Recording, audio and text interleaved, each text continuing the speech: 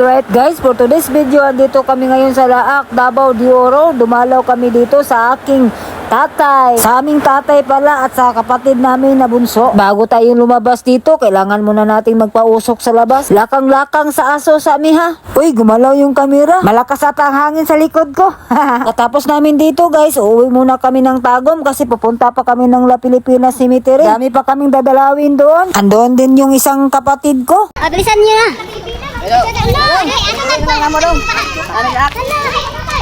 Let's go na! Uwi na!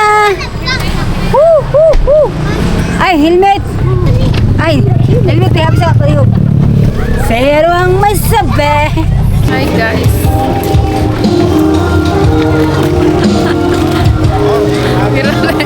Ano sa atong antenna vlogger. Dra pa.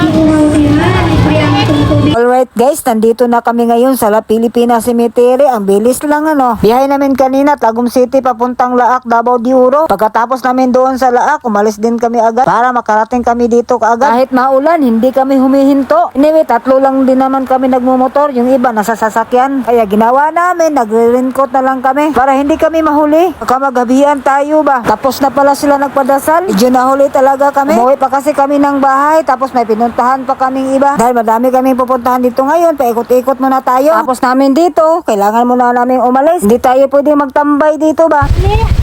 Ning. Unatoy. Hindi ko yan. May ko ba isa? Unatoy. Isa lang. Unatoy, gay ko unatoy. Isa lang. Unatoy, gay ko Isa lang. unatoy. Isa lang ba? Ay!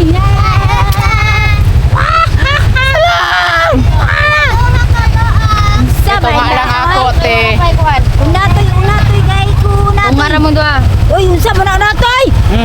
Isa na kabok. Tunga. Ay, binuang unatoy, gay ko unatoy.